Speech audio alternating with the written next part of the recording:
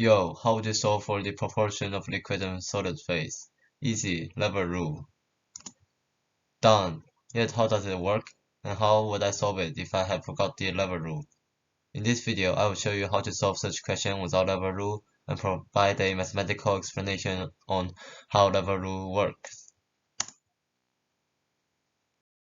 We know the composition of B in both solid and liquid phase and the composition of B in the alloy. All we don't know are the proportion of liquid phase in the alloy and the proportion of solid phase in the alloy. Thus, let's name the unknowns. Let the proportion of liquid phase in the alloy be PL, let the proportion of solid phase in the alloy be PS. And keep in mind that we are solving for PL and PS. Because alloy is made up of these two phases only, PL plus PS must equals 100%, therefore PL plus PS equals to 1. And since liquid make up PL of the alloy and 58% of liquid is B, solid make up PS of the alloy and 92% of solid is B.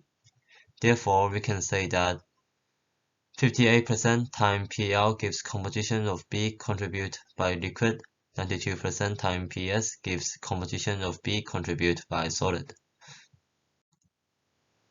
Thus, adding them give the total composition of B within the alloy.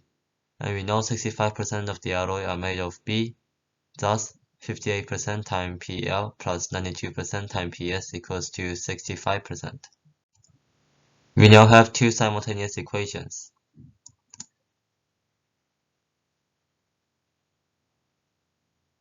We can easily solve it using middle school math as shown, which is basically just solving for simultaneous equations.